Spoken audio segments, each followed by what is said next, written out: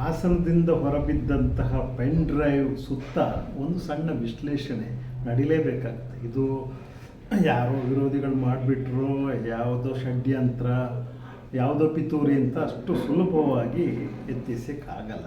ಯಾಕೆ ಅಂತಂದರೆ ಒಂದು ಪ್ರಜಾಸತ್ತಾತ್ಮಕ ವ್ಯವಸ್ಥೆಯನ್ನು ಅಲುಗಾಡಿಸಿರುವಂತಹ ಒಂದು ಪ್ರಕರಣ ಇದು. ಸೀರಿಯಸ್ ಆಗಿ ನಾವೆಲ್ಲರೂ ಯೋಚನೆ ಮಾಡಲೇಬೋದು. ಯಾವ ರೀತಿ ಯೋಚನೆ ಮಾಡ್ಬೋದು ಅಂತ ಹೇಳೋದನ್ನು ನಾನಿವತ್ತು ಮಾತಾಡಲಿಕ್ಕೆ ಇಷ್ಟಪಡ್ತೇನೆ. ಬಹಳ ಮುಖ್ಯವಾಗಿ ಈ ಒಂದು ಪ್ರಕರಣದ ರೂವಾರಿ ಯಾರು ಅಂತ ಭಾಳಷ್ಟು ಜನ ಮಾತಾಡ್ತಾ ಇದ್ದಾರೆ. ಆದರೆ ನಾನು ಅದನ್ನು ಮಾತಾಡಲಿಕ್ಕೆ ಇಷ್ಟಪಡೋದಿಲ್ಲ. ಅದು ಕೆಲಸ ನಂದಲ್ಲ.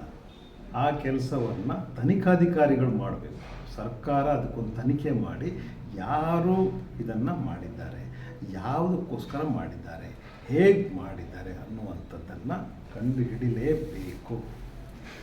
ಅದೇ ರೀತಿ ಯಾರು ಅದನ್ನು ಮೊದಲು ಹರಡಿರೋರು ಯಾರು, ಅವರ ಪರ್ಪಸ್ ಏನು, ಅವ್ರು ಯಾವ ಒಳ್ಳೆಯ ಉದ್ದೇಶದಿಂದ ಮಾಡಿದ್ದಾರಾ ಅಥವಾ ದುರುದ್ದೇಶದಿಂದ ಮಾಡಿದ್ದಾರಾ, ಇದನ್ನು ಕೂಡ ಪತ್ತೆ ಮಾಡಲೇಬೇಕು. ಇದು ವೈಯಕ್ತಿಕವಾದ ವಿಚಾರ ಅಂತ ನಾವು ಅದನ್ನು ಇಗ್ನೋರ್ ಮಾಡಲಿಕ್ಕಂತೂ ಖಂಡಿತ ಆಗಲ್ಲ. ಯಾಕೆ ಇದು ವೈಯಕ್ತಿಕ ವಿಚಾರ ಅಲ್ಲ ಅನ್ನೋದು ಕೂಡ ನಾನು ಹೇಳಲಿಕ್ಕೆ ಇಷ್ಟಪಡ್ತೇನೆ. ಈಗ ಕೇಳಿ ಬರ್ತಾ ಇರುವಂಥದ್ದು ಶಾಕಿಂಗ್ ಒಂದು ಡೀಟೇಲ್ಸ್ ಏನಿದೆ, ಯಾರು ಎಕ್ಸಾಗ್ರೇಟ್ ಮಾಡ್ತಿದ್ದಾರೋ ಬಿಟ್ಟಿದ್ದಾರೋ ಗೊತ್ತಿಲ್ಲ. ಮಾಧ್ಯಮಗಳ ಮೂಲಕ ನಮ್ಮ ಕಿವಿಗೆ ಬೀಳ್ತಾ ಇರೋದು ಸರಿಸುಮಾರು 2800 ವಿಡಿಯೋಗಳು, ಅಂದರೆ 2800ರಷ್ಟು ಹೆಣ್ಮಕ್ಳು ಮಹಿಳೆಯರು ಬಳಕೆಯಾಗಿದ್ದಾರೆ ಅಂತ ನಾನು ಅರ್ಥ ಮಾಡ್ಕೊಂಡಿದ್ದೀನಿ. ಅದು ಏನೇ ನಂಬರ್ ಇರಲಿ, ಅದು ಏನು ಇಗ್ನೋರೆಬಲ್ ಆದಂತಹ ಒಂದು ನಂಬರ್ ಅಲ್ಲ. ಇದು ಇಡೀ ಪ್ರಪಂಚದ ಒಂದು ಇತಿಹಾಸವನ್ನೇ ನಾವು ಕೆದಕಿ ನೋಡಿದ್ರು ಕೂಡ ಯಾವ ರಾಜಪ್ರಭುತ್ವದಲ್ಲಾಗಲಿ, ಸೈನ್ಯಾಧಿಕಾರಿಗಳ ಆಳ್ವಿಕೆಯಲ್ಲಾಗಲಿ, ಡಿಕ್ಟೇಟರ್ಶಿಪ್ಪಲ್ಲಾಗಲಿ, ಪ್ರಜಾಸತ್ತಾತ್ಮಕ ವ್ಯವಸ್ಥೆ ಆಗಲಿ, ಕಮ್ಯುನಿಸಮ್ ಆಗಲಿ, ಮತ್ತೊಂದರಲ್ಲಾಗಲಿ ಯಾವನೂ ಕೂಡ ಇಷ್ಟು ಮಟ್ಟದ ಲೈಂಗಿಕ ಹಗರಣವನ್ನು ಮೈ ಮೇಲೆ ಎಳ್ಕೊಂಡವನು ಇರೋದಕ್ಕೆ ಚಾನ್ಸಸ್ಸೇ ಇರೋದಿಲ್ಲ. ಇದು ನಾನು ಚಾಲೆಂಜ್ ಮಾಡ್ಬೋದಾಗಿದೆ. ಯಾವ ಕೊರಿಯಾ ಆಗ್ಬೋದು, ಚೈನಾ ಆಗ್ಬೋದು, ರಷ್ಯಾ ಆಗ್ಬೋದು, ಎಲ್ಲೂ ಕೂಡ ಈ ರೀತಿಯಾದಂಥದ್ದು ಅಥವಾ ಇಷ್ಟು ಒಂದು ಸಮಯವನ್ನು ಒಬ್ಬ ವ್ಯಕ್ತಿ ತನ್ನ ಒಂದು ರಾಸಲೀಲೆಯನ್ನು ರೆಕಾರ್ಡ್ ಮಾಡ್ಕೊಳ್ಳೋಕ್ಕೆ ಬಳಕೆ ಮಾಡಿದ್ದಾನೆ ಅಂತಂದರೆ ಶಾಕ್ ಆಗುತ್ತೆ. ಇದು ಒಂದು ವಿಚಾರ. ಮತ್ತು ಎರಡನೇದು, ನಾನು ನೋಡಿದ ಹಾಗೆ ಕೆಲವು ಪೊಲೀಸ್ ಅಧಿಕಾರಿಗಳು ತಮ್ಮ ಸಮವಸ್ತ್ರವನ್ನು ಇಲ್ಲಿ ಬಿಚ್ತಾ ಇರುವಂಥದ್ದು ಕೂಡ ಕಂಡಿದೆ. ತುಂಬ ಬೇಸರ ಆಗೋದು ನನಗೆ. ಮಹಿಳೆಯರು ಅನ್ನುವಂಥದ್ದು ಒಂದು ಕಾರಣ, ಎರಡನೇದು ನಾವೆಲ್ಲರೂ ಕೂಡ ಸಲ್ಯೂಟ್ ಮಾಡುವಂತಹ, ಗೌರವಿಸುವಂತಹ ಬಹಳ ಮುಖ್ಯವಾದಂತಹ ಇಲಾಖೆಯ ಅಧಿಕಾರಿಗಳು ಒಂದು ತೆವಲಿಗೋಸ್ಕರ, ಯಾರ್ದೋ ತೆವಲಿಗೋಸ್ಕರ ಅಥವಾ ಇವರ ತೆವಲಿಗೋಸ್ಕರನೋ ಏನು ಮೈ ಮರೆತು ಬಟ್ಟೆಯನ್ನು ಬಿಚ್ಚುವಂಥದ್ದು ಇದೆಯಲ್ಲ, ಒಂದು ಯಾವುದೋ ಒಂದು ರೆಗ್ಯುಲರ್ ಬಟ್ಟೆಯಲ್ಲಿ ಹೋಗಿದ್ರು ಆಗ್ಬಿಡ್ತಿತ್ತೇನೋ. ಆದರೆ ಯೂನಿಫಾರ್ಮನ್ನು ಟೇಕನ್ ಫಾರ್ ಗ್ರಾಂಟೆಡ್ ರೀತಿಯಲ್ಲಿ ಅವರು ಮಾಡಿಬಿಟ್ರಲ್ಲ. ಇವತ್ತು ಮಹಿಳೆಯ ಮಾನದ ಜೊತೆಯಲ್ಲಿ ಇಲಾಖೆಯ ಮಾನವೂ ಕೂಡ ಇವತ್ತು ಅಡಕತ್ತರಿಯಲ್ಲಿ ನಿಂತ್ಕೊಂಡಿರುವಂಥದ್ದು. ಇದನ್ನು ನಮ್ಮ ಪೊಲೀಸ್ ಇಲಾಖೆ ಬಹಳ ಗಂಭೀರವಾಗಿ ಪರಿಗಣಿಸಲೇಬೇಕಾಗ್ತದೆ. ಯಾರೀತ ಅದನ್ನು ಕಂಡುಹಿಡಿಯುವಂಥದ್ದು, ಯಾರೀಕೆ, ಯಾತಕ್ಕೋಸ್ಕರ ಯೂನಿಫಾರ್ಮಲ್ಲಿ ಹೋಗಿರುವಂಥದ್ದು. ಇದು ಈ ಕತೆ ಬಹಳಷ್ಟು ಉಪಕಥೆಗಳನ್ನು ಹೇಳುತ್ತೆ. ಒಬ್ಬ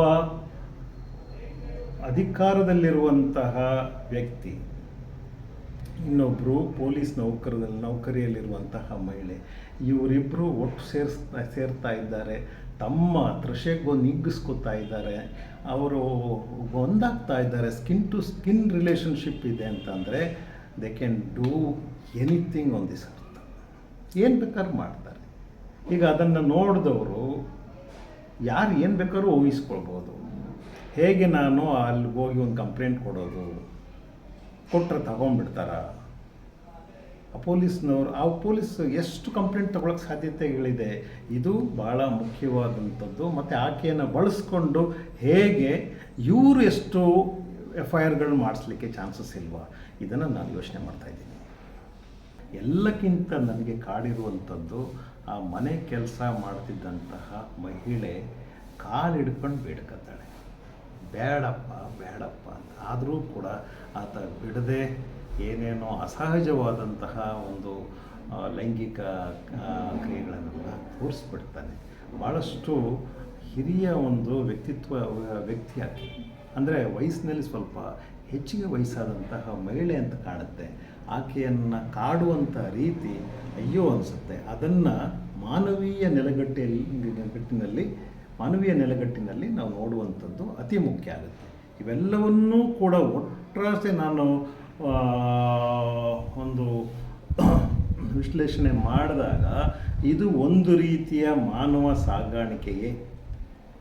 ಯಾವುದಾದ್ರೂ ಒಬ್ಬ ವ್ಯಕ್ತಿಯನ್ನು ಪ್ರೀತಿ ಮಾಡ್ತೀನಿ ಅಂತ ಪುಸ್ಲಾಯಿಸಿ, ಅಥವಾ ಕೆಲಸ ಕೊಡಿಸ್ತೀನಿ ಅಂತ ಪುಸ್ಲಾಯಿಸಿ, ನಂಬಿಕೆ ಹುಟ್ಟಿಸಿ, ಅಥವಾ ಮೋಸದಿಂದ ಕರೆಸ್ಕೊಂಡು, ಅಥವಾ ತನ್ನಲ್ಲಿರುವಂತಹ ಪವರ್, ತನ್ನಲ್ಲಿರುವಂತಹ ಅಧಿಕಾರ ಸ್ಥಾನಮಾನಗಳನ್ನು ದುರುಪಯೋಗಪಡಿಸ್ಕೊಂಡು ಭಯ ಹುಟ್ಟಿಸಿ, ಅಥವಾ ಯಾರ ಹತ್ರ ಹೋದರೂ ನಿನ್ನ ಕಂಪ್ಲೇಂಟ್ ಕೊಡೋಕ್ಕಾಗಲ್ಲ, ಇಲ್ಲಿ ಇದೆಲ್ಲ ನನ್ನ ಸಾಮ್ರಾಜ್ಯ ಅಂತ ಹೇಳುವಂಥದ್ದು ಏನಾದರೂ ಇಟ್ಕೊಂಡು ಈ ರೀತಿಯಾದಂತಹ ಒಂದು ಕ್ರಿಯೆ ನಡೆಸಿದರೆ, ಮತ್ತು ಅದನ್ನು ಆಕೆಯ ಸಮ್ಮತಿ ಇಲ್ಲದೆ ವಿಡಿಯೋ ಮಾಡ್ಕೊಂಡು ಇಟ್ಕೊಂಡಿದ್ರೆ ಅದು ಮಾನವ ಸಾಗಾಣಿಕೆಯ ಕೆಳಗಡೆನೆ ತರಬೇಕಾಗತ್ತೆ.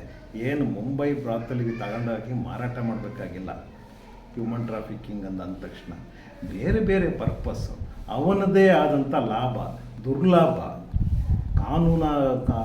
ಕಾನೂನು ಬಾಹಿರವಾಗಿ ಅನೈತಿಕವಾಗಿ ಈ ಒಂದು ಲಾಭವನ್ನು ಪಡೀಲಿಕ್ಕೋಸ್ಕರ ಯಾಕೆ ಈ ಒಂದು ವಿಡಿಯೋಗಳನ್ನು ಮಾಡಿರಬಾರ್ದು ಅಂತ ನಾನು ಕೇಳ್ತಾ ಇರುವಂಥದ್ದು.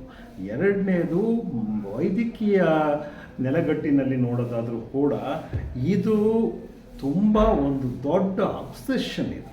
ಅಂದರೆ ಒಂದು ಹುಚ್ಚುತನದ ಅತಿರೇಕ ಇದು. ತನ್ನ ರತಿಕ್ರೀಡೆಯನ್ನು ತಾನೇ ದಾಖಲಿಸ್ಕೊಳ್ಳುವಂಥದ್ದು ಇದೆಯಲ್ಲ, ಮತ್ತೆ ಅದನ್ನು ನೋಡಬೇಕು ಅಂತ ಹೇಳೋ ಕಾರಣ ಇರ್ಬೋದು, ಅಥವಾ ಅವನು ತುಂಬ ಕ್ಲೆವರ್ ಆಗಿದ್ದರೆ ಅದನ್ನು ತೋರಿಸಿ ಬ್ಲ್ಯಾಕ್ ಮೇಲ್ ಮಾಡಿ ಮತ್ತೆ ಕರೆಸ್ಕೊಳ್ಳೋಕ್ಕೂ ಕೂಡ ಇರ್ಬೋದು. ಬಲಿಯನ್ನು ಮತ್ತೆ ಪಡೆಯುವಂಥದ್ದು. ಇನ್ನು ಬರಲಿಲ್ಲ ಅಂತಂದರೆ ನೋಡಿಲ್ಲಿ ವಿಡಿಯೋ ಅಂತ ತೋರಿಸ್ಲಿಕ್ಕೆ ಅದು ಇರ್ಬೋದು. ಅಥವಾ ಈ ವಿಡಿಯೋಗಳನ್ನು ತಮ್ಮ ಲೈಕ್ ಮೈಂಡೆಡ್ ಗ್ರೂಪ್ ಇರುತ್ತೆ, ಅವ್ರದ್ದೇ ಆದಂಥ ಗ್ರೂಪ್ನಲ್ಲಿ ನೋಡ್ರಯ್ಯ ನಾನು ಹೆಂಗೆ ಮಾಡಿದ್ದೀನಿ ಅಂತ ತೋರಿಸ್ಲಿಕ್ಕಿರ್ಬೋದು. ಇವ್ರದ್ದು ಯಾವ ರೀತಿಯಾದಂತಹ ವ್ಯವಹಾರಗಳು, ಯಾವ ರೀತಿಯಾದ ಗುಂಪಿದು, ಯಾವ ರೀತಿಯಾದ ಚರ್ಚೆಗಳು ನಡೀತದೆ, ಇದರಿಂದ ಏನೇನು ವಹಿವಾಟುಗಳು ಇದನ್ನು ಅನುಸರಿಸಿ ನಡೀತಾ ಇದ್ದಾವೆ, ಇದನ್ನು ಡಿಪೆಂಡಾಗಿ ಆಗ್ತಿರುವಂತಹ ಕಾರ್ಯಕ್ರಮಗಳು ಏನಿದ್ದಾವೆ, ಇದೆಲ್ಲವೂ ಕೂಡ ಚರ್ಚೆ ಆಗಬೇಕಾಗ್ತದೆ. ಅದಕ್ಕೋಸ್ಕರ ಆದರೂ ಸರ್ಕಾರ ಬಹಳ ಗಂಭೀರವಾಗಿ ಈ ಪ್ರಕರಣವನ್ನು ತಗೊಳ್ಬೇಕು. ಯಾಕೆಂತಂದರೆ ಇದು ಎಲ್ಲರ ಮನಸ್ಸಿನಲ್ಲಿ ಹೇಸಿಗೆ ಹುಟ್ಟಿಸಿದೆ, ಜೊತೆಯಲ್ಲಿ ಆತಂಕ ಹುಟ್ಟಿಸಿದೆ. ಇದು ಒಂದು ಲಗಾಮು ಇಲ್ಲದೆ ಇರುವಂತಹ ಒಂದು ಸಾಮಾಜಿಕ ವ್ಯವಸ್ಥೆಯನ್ನು ನಮ್ಮ ಮುಂದೆ ಇಡ್ತಾ ಇದೆ. ಭಯ ಹುಟ್ಟಿಸ್ಬಿಡುತ್ತೆ. ಯಾರೋ 4 ಜನ ಸಜ್ಜನರು ಮಾತಾಡ್ತಾ ಇರೋದರಿಂದ ಒಂದಿಷ್ಟು ಪ್ರಕರಣ ಬೆಳಕಿಗೆ ಬರ್ತಾ ಇದೆ. ಪೆನ್ ಡ್ರೈವ್ ಸಾವಿರಾರು ಸಂಖ್ಯೆಯಲ್ಲಿ ಎಲ್ಲರ ಕೈಗೆ ಸೇರಿದೆ, ಹೇಗೆ ಸೇರಿದೆ, ಯಾಕೆ ಸೇರಿದೆ, ಇದ್ರ ಬಗ್ಗೆ ಒಂದು FIR ಆಗಿ ಅದರ ಮೇಲೆ ಒಂದು ತನಿಖೆ ಆಗೋದು ಬಹಳ ಸೂಕ್ತ ಅಂತ ಅನಿಸುತ್ತೆ.